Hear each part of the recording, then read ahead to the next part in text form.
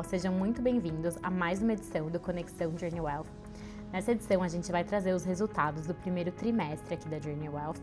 A gente vai começar esse webinar com o Fratelli comentando um pouco sobre economia, depois a gente vai entrar nos resultados dos nossos building blocks e por fim a gente separou um espacinho para falar sobre novidades aqui da Journey. A gente trocou no formato, agora a gente está fazendo esse formato de webinar, mas a gente queria dizer para vocês que caso vocês tenham alguma dúvida, por favor, deixem aqui nos comentários que a gente vai monitorar e vai responder as dúvidas por aqui. E agora eu vou deixar o Bruno Fratelli aí para comentar um pouco sobre economia.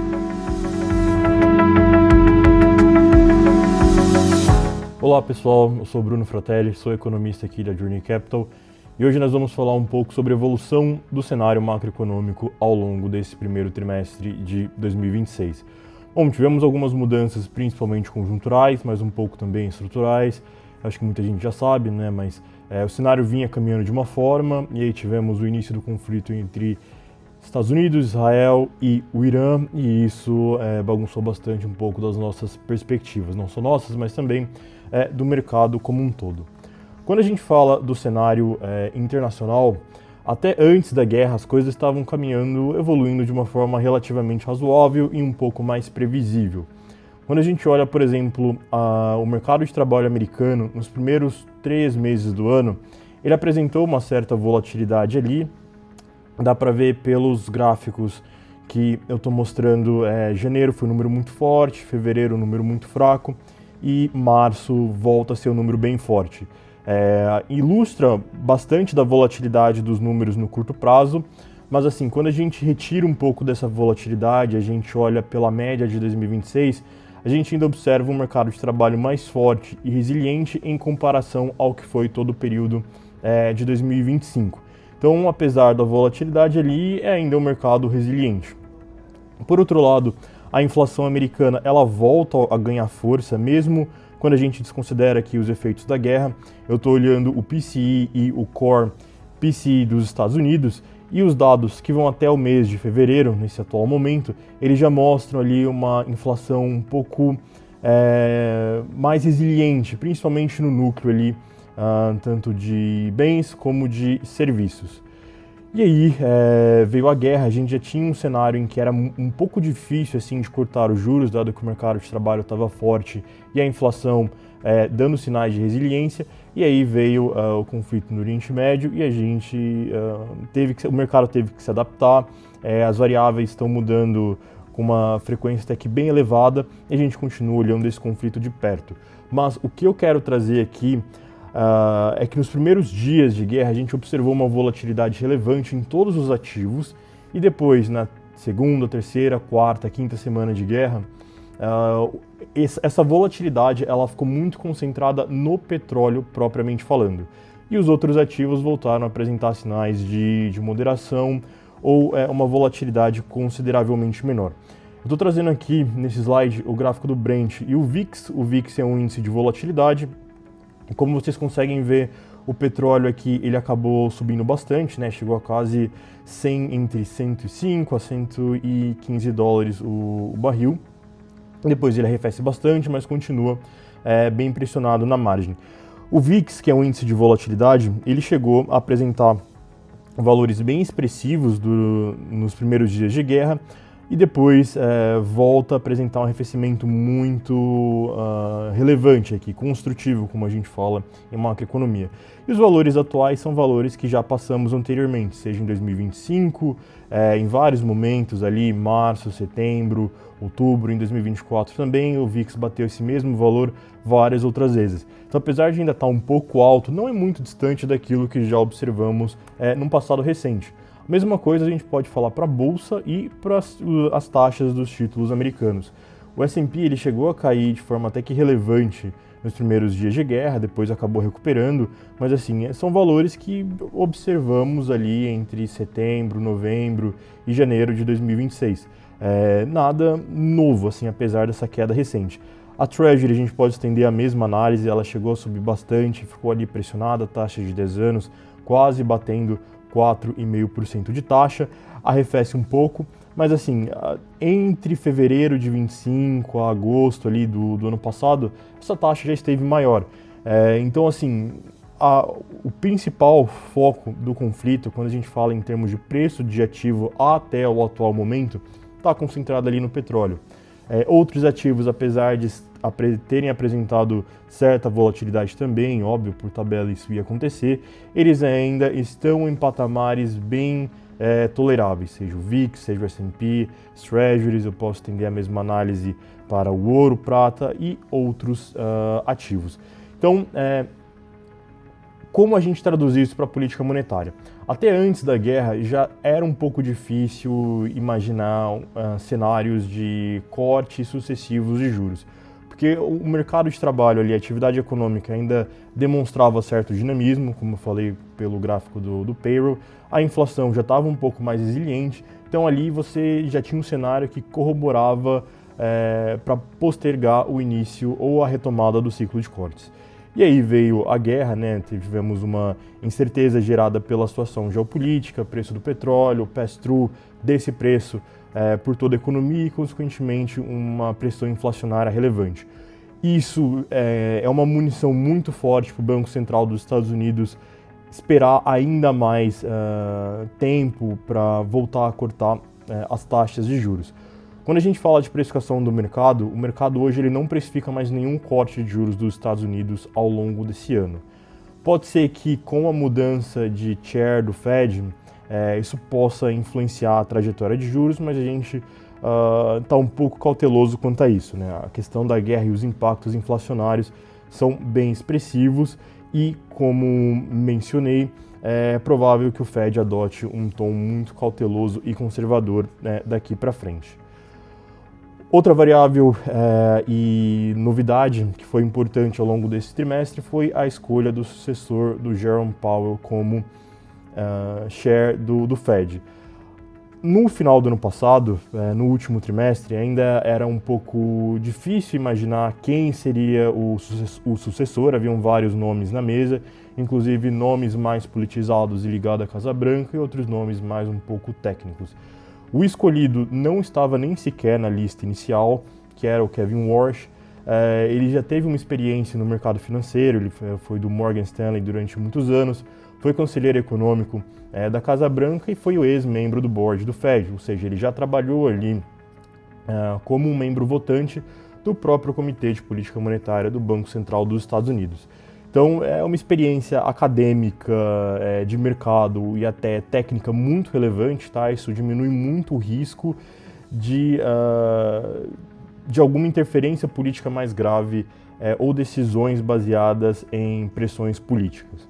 Então, assim, historicamente, quando a gente olha o histórico do Kevin Warsh, ele teve posições mais hawkish, mais conservadoras. Ele até demonstrou recentemente uma inclinação a corte de juros no curto prazo, mas a gente acredita que no longo prazo, no médio e longo prazo, ele vai voltar à posição que ele sempre teve no passado, que é uma posição conservadora e técnica. Isso foi uma notícia muito positiva, é basicamente um problema a menos para o mercado. E, além disso, a gente ainda continua lidando com as fraquezas estruturais que já vínhamos lidando, né? Acho que no último trimestre a gente teve um pouco dessa parte na apresentação.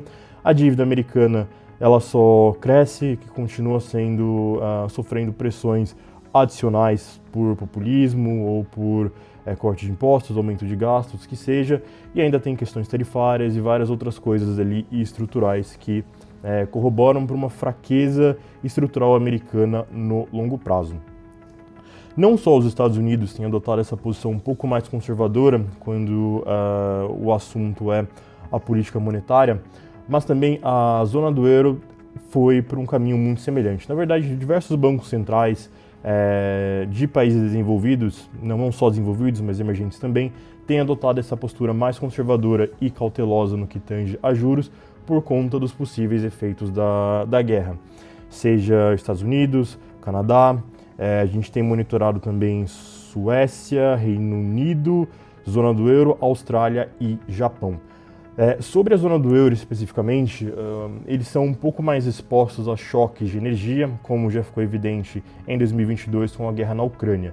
E na última reunião de política monetária, o Banco Central Europeu ele adotou um tom bem conservador, As projeções da instituição indicavam ali uma inflação mais preocupante no médio prazo, e eles abriram a porta para aumento de juros em abril ou ainda na próxima reunião, provavelmente em junho. Então, talvez seja um movimento global ali de uma política monetária global um pouco mais conservadora, e talvez até a gente observe ali um novo ciclo de alta de juros, embora consideravelmente menor do que foi o último. Por fim, olhando aqui para a parte local, acho que eu posso falar a mesma coisa, assim, com exceção, quando a gente tira o cenário de guerra, observando ali até fevereiro, era um cenário benigno. O IPCA estava relativamente moderado, apesar de algumas pressões não necessariamente envolvendo a guerra surgirem aí nesse meio termo.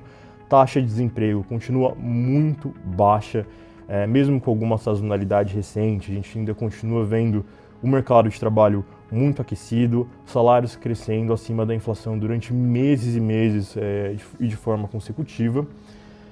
Só que a gente teve a guerra, e o principal impacto aqui no Brasil é a inflação. Uma coisa que eu quero frisar é que as projeções de inflação estão se deslocando, estão sendo atualizadas, e as perspectivas para 26, 27 e em alguns casos 28 também estão aumentando. Mas no caso de 2026, óbvio, um dos impactos mais relevantes é a guerra, mas não é só a guerra, a gente tem vários outros fatores ali que infelizmente não dependem da guerra e nem do governo, mas aconteceram e, bom, estão adicionando pressão na nossa inflação. Bom, começando por grupos aqui, o BC e o mercado geralmente olham 4 tipos de grupos diferentes: alimentação no domicílio, preços administrados, serviços e bens industrializados. Na alimentação no domicílio, até há pouco tempo atrás a gente observava uma maior oferta de alimentos no mercado doméstico, mas as coletas recentes estão indicando fortes avanços de algumas culturas, como por exemplo arroz, leite, derivados, e para o final do ano, temos uma probabilidade do El Niño, Isso, como evento climático, ele adiciona ainda mais pressão nas colheitas, nessas culturas, e pode deixar a inflação de alimentação ainda mais forte para esse ano. Bens industrializados, fatores positivos e construtivos, eu quero dizer, e negativos de pressão inflacionária. A parte positiva, bens industrializados baratos na China e o real muito comportado no curto prazo, torna esses bens mais baratos e, consequentemente, isso pressiona para baixo a inflação desse grupo. Mas relatos de falta de componentes eletrônicos na indústria, tem a alta dos derivados do petróleo por tabela, e esses fatores vão adicionar uma alta relevante, não relevante, mas vão adicionar uma pressão altista no grupo de bens industrializados, mesmo com alguns outros fatores ali trabalhando como buffers, no caso os bens baratos da China e a valorização do real. Para a parte de serviços, fizemos pouquíssimas alterações em relação às nossas últimas projeções, ainda continua bem desafiadora, o fundamento é bem ruim, mercado de trabalho aquecido, salário real ainda bem forte, não para de crescer. E quando a gente olha também outros itens ali dentro de serviços que estão mais relacionados ao petróleo, por exemplo, os combustíveis, querosene, no caso de aviação, diesel para caminhões e a gasolina para carros e motocicletas no geral. Todas elas vão sofrer uma pressão direta dos eventos geopolíticos no Oriente Médio, consequentemente esses serviços também ficarão mais caros. E por fim, preços administrados, óbvio ali entre esses combustíveis, e de forma direta, na parte de serviços ele entrava de forma indireta. Então esses preços vão subir, mesmo sem ajuste oficial da Petrobras, pode ser que a Petrobras ajuste depois, mas importadores ou distribuidoras já estão reajustando isso mesmo sem a Petrobras. Então a gente já vê também uma pressão altista nesse lado. Então o que acontece? A projeção de inflação para o final do ano ela vai subir, inevitavelmente.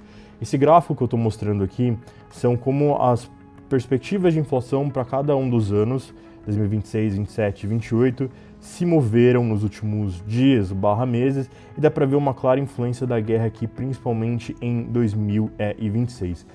O Focus, ele tem um número de 4,7% de inflação. A gente acredita que deve chegar próximo desse número, ou talvez até assim um pouquinho acima de 5%. Um fator que é importante frisar, a guerra não necessariamente tem efeitos negativos. O Brasil é relativamente bem posicionado por alguns motivos. Primeiro, o Brasil é um exportador de petróleo, e esse petróleo mais alto, mesmo que a demanda lá fora fique um pouco danificada, façam que entrem mais dólares aqui e, consequentemente, o nosso real ele se valoriza no médio prazo. E a mesma coisa, uma análise semelhante pode ser estendida para resultado primário.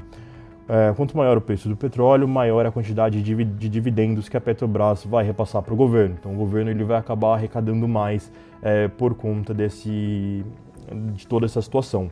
Então assim, é ruim, principalmente para a inflação, mas quando a gente olha outras variáveis macroeconômicas ali, principalmente o fluxo cambial e também as contas fiscais, as contas públicas do governo, né, o resultado primário, eles tendem a ser beneficiadas. Então é ruim, mas tem algumas questões ali que beneficiam o Brasil, deixam ele relativamente bem colocado quando a gente fala em termos globais. E por falar no real brasileiro, o fluxo estrangeiro tem sido muito forte para países emergentes, né? Ele cresceu bastante entre meados de 25 até 2026, foi um pouco interrompido por conta da guerra, mas ele está voltando a ganhar impulso no curto prazo. E a gente acredita que boa parte desse fluxo é concentrado em alguns países da América Latina, especificamente Colômbia, Argentina e Brasil. Muito mais Brasil do que os outros dois. O real ele se descolou bastante do DXY aqui no curto prazo, então são várias pequenas evidências que reforçam essa nossa perspectiva. Mesmo com geopolítica, com risco, o Brasil ele continua muito beneficiado pelo fluxo global. Pode ser que não tenha tanto espaço para futuras valorizações, porque apesar desse fluxo, você ainda tem tensões geopolíticas que mantêm os prêmios de ativo de risco elevado. A gente tem incerteza local, seja por eleição, seja por fiscal, e a indicação do Kevin Warsh como membro, como substituto do Powell, também deixa pouco espaço aqui para uma desvalorização adicional do dólar quando a gente fala em termos globais. Mas assim, o fluxo até agora continua muito relevante. Bom, quando a gente fala de atividade econômica, a gente ainda consegue ver uma atividade resiliente, né, principalmente no primeiro semestre. Dados recentes ali de varejo e serviços indicam um consumo ainda relativamente construtivo. E o primeiro trimestre ali de 2026 deve apresentar um crescimento de mais ou menos 1%, 1,1%, talvez 1,2%, principalmente puxado pelo agro. Mas a gente ainda vê ali um consumo relativamente sólido, pelo menos nesse primeiro trimestre. Pode ser que ao longo dos próximos trimestres ele desacelere, vai ter redução de impulso fiscal, mais próximo à eleição, vai adicionar incerteza, etc, etc. Mas até agora a gente está vendo uma atividade ainda construtiva. E diante de todo esse cenário, o Banco Central ele decidiu dar início ao ciclo de cortes, mas de forma bem cautelosa, dado os números mais desafiadores de inflação no curto prazo, dado a perspectiva recente de pressões inflacionárias por conta da guerra, uma série de incertezas. Então ele deu 25 bips de corte, né? Saímos de 15 para 14,75. Na nossa perspectiva, ele vai continuar seguindo com cortes moderados e tentar ganhar o máximo de tempo possível ali para avaliar o cenário macroeconômico. Para a Selic, no final do ano, a gente espera 12,75, mas depender de como evoluir o cenário, pode ser um pouco mais ou um pouco a menos. E de 2026 em diante, ali 2027, a principal variável que definirá a continuidade do ciclo de cortes serão as reformas fiscais, se teremos algo relevante ou não nesse sentido.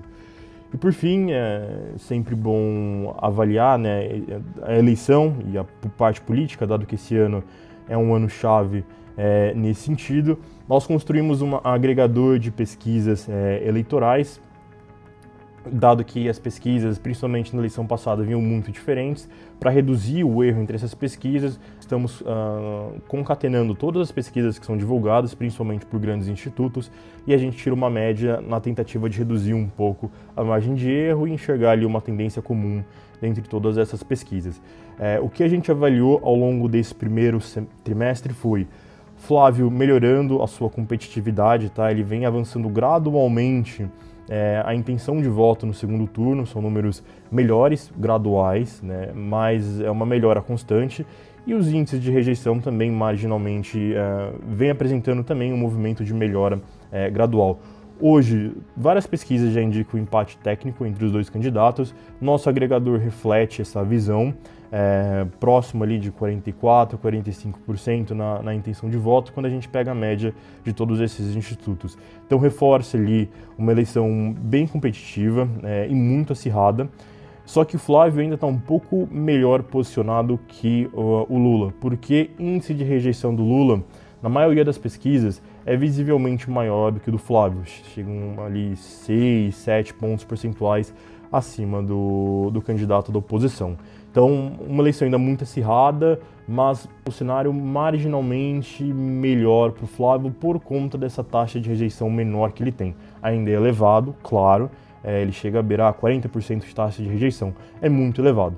Mas o Lula chega a ser ainda mais elevado do que a taxa do Flávio, então por isso é um cenário um pouquinho mais inclinado ali para o Flávio, mas não vamos dar nenhum call de eleição, a gente só está analisando os números e transmitindo o que a gente vê nas pesquisas no curto prazo.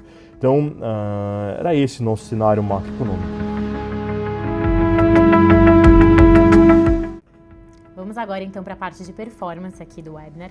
E antes de começar, eu queria reforçar o conceito dos building blocks que a gente tem aqui na Journey. Esses building blocks que a gente tem, que vocês estão vendo aqui na tela, eles são como peças de um Lego. Então o portfólio de cada cliente é construído baseado no perfil e nos objetivos desse cliente.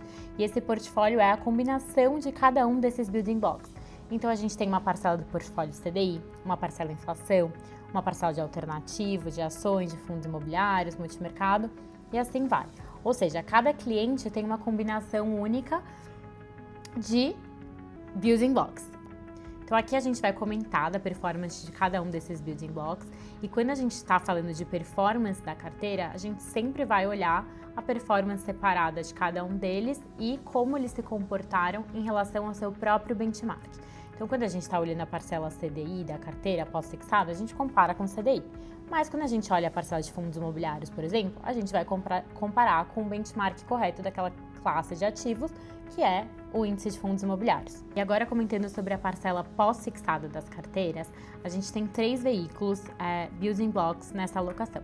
Então, a gente tem o CDI Allocation, o crédito estruturado e o CDI isento. Então, quando a gente olha aqui a performance em 2026, do CDI Allocation, no Year to Date a gente tem 3,49, na parcela de crédito estruturado 3,95.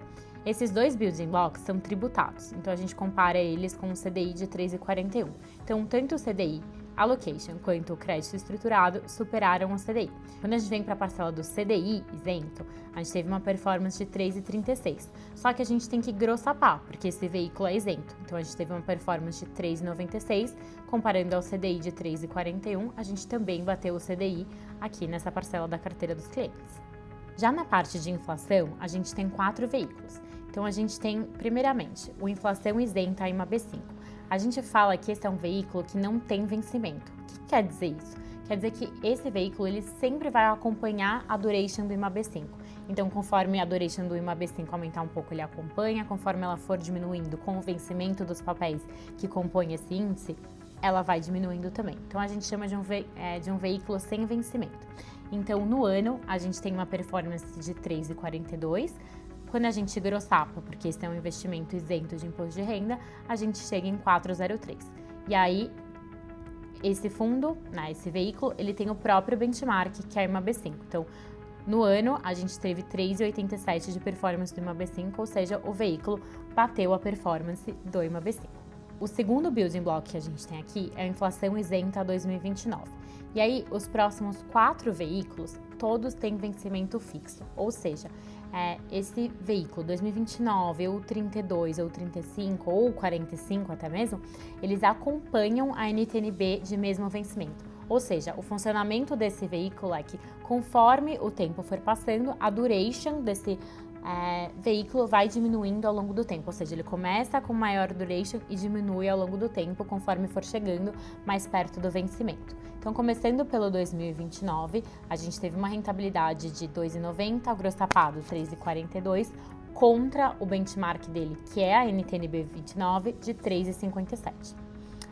O veículo inflação isenta 2032 teve uma rentabilidade aqui de 3,61 já grosso tapada, contra a B32 de 3,03.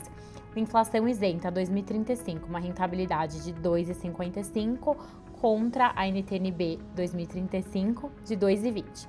E agora indo para o último, inflação isenta 2045, esse foi um veículo que a gente criou agora nesse ano. Então o fundo começou em março, ou seja, no final do terceiro trimestre, então a gente teve muito poucos dias de cota, então nem vale a pena falar da rentabilidade aqui.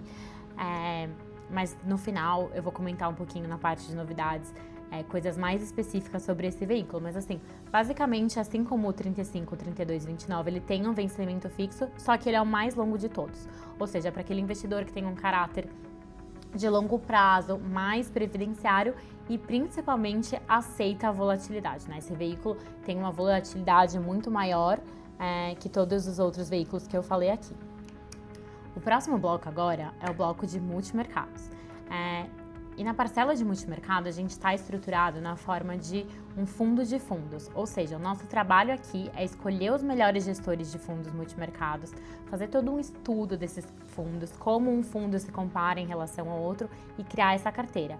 Então aqui é uma curadoria de fundos multimercado e o objetivo desse building block é superar o IHFA. Então aqui no primeiro trimestre a gente teve uma performance de 1,16 contra 0,05 do IHFA. Ou seja, a gente gerou aqui uma performance bem acima do índice de fundos multimercado da indústria. Agora, indo para a parcela de renda variável da carteira, ela segue a mesma lógica dos fundos multimercado, ou seja, aqui a gente tem uma seleção de fundos de renda variável. Ao longo desse primeiro trimestre, esse fundo performou abaixo do benchmark dele, que é o Ibovespa, com uma rentabilidade de 11,69 contra um Ibovespa 16,35. Quando a gente olha no longo prazo, essa estratégia que a gente criou, ela é ganhadora, ela performa acima do benchmark, e o que a gente viu foi que março foi um mês marcado por risk-off nas bolsas globais devido a todo o contexto, né, geopolítico que a gente vê acontecendo e que o Fratelli já comentou. Agora chegamos na parcela de fundos imobiliários da carteira, e aqui a gente divide em duas estratégias. Então a gente tem a estratégia de fundos imobiliários multi-estratégia, e a gente tem a carteira tijolo. Na carteira tijolo, ela é composta só por fundos de tijolo. Já na carteira multi-estratégia, a gente tem fundo de papel aqui dentro também. Ambas as carteiras bateram seus respectivos benchmarks, então a carteira multi-estratégia teve uma rentabilidade aí de 3,67 contra 2,52 do IFIX. E a carteira de FII tijolo, a gente começou a olhar para o benchmark que é o IFIT, que é o Índice Teva de Fundos Imobiliários de Tijolo, que ele tem como objetivo medir o retorno de uma carteira diversificada de cotas de fundos imobiliários do segmento de tijolo. Ou seja, a gente sempre está em busca de comparar com o melhor benchmark possível, né? O mais adequado a essa estratégia. Então, quando a gente compara aqui, a carteira tijolo teve uma performance de 4,22 contra uma rentabilidade do IFI de mais ou menos 2%. Agora, na parcela de alternativos, a gente tem dois novos building blocks que a gente criou nas carteiras, um de metais preciosos e um de criptoativos. O cenário para criptoativos esse ano, né, nesse primeiro trimestre, foi bem desafiador. A gente teve um Bitcoin que chegou a romper os $64 mil em fevereiro, o menor nível desde setembro de 2024. A gente teve tensão geopolítica no Oriente Médio e um ouro que subiu aí mais de 49% nos últimos 12 meses.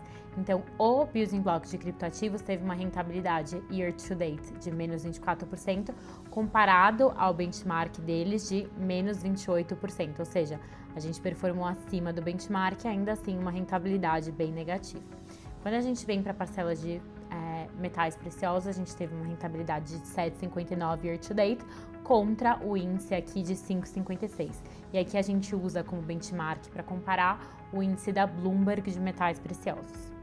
Agora, na parcela offshore das nossas carteiras, a gente tem 3 carteiras multi-estratégias aqui. A carteira Fixed Income, a Balanced e a Growth. A carteira Fixed Income teve uma rentabilidade aí de 0,15, a Balanced de menos 1,20 e a Growth de menos 2,81. A gente teve um primeiro trimestre bem desafiador lá fora, com toda a questão geopolítica, e todas as carteiras performaram acima do S&P, que teve uma rentabilidade aí no ano de menos 4,63 nos 3 primeiros meses. Nesse cenário, a gente viu que as carteiras se comportaram num cenário de preservação em relação à queda que a gente viu no S&P.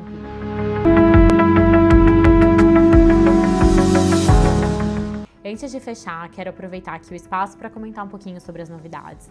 Já falei anteriormente aqui no webinar sobre o nosso fundo de inflação 2045, mas queria reforçar que, caso seja interesse de algum de vocês, conversem com o banker. Atualmente, esse fundo tem uma duration de 11 anos e uma taxa de IPCA mais 7,22 isenta no fechamento do mês de março. Para aquele investidor que tem um caráter de longo prazo e nesse nível de juros reais que a gente tem, travar uma taxa dessas para um prazo desses faz sentido. Então, se você tiver alguma dúvida, entre em contato com a gente ou fala com o seu banker. E ainda aqui na agenda de novidades, a gente tem 2 eventos que estão marcados e a gente gostaria muito que vocês participassem. No dia 8 de maio, a gente vai receber o time da Avenue para um café da manhã aqui. Eles são nossos parceiros nas carteiras offshore. Então fica aqui o convite para esse evento. E no dia 12 de junho, a gente vai trazer o time da Hashdex aqui para falar um pouco mais sobre criptoativos, as visões que a gente tem agora para o ano de 2026.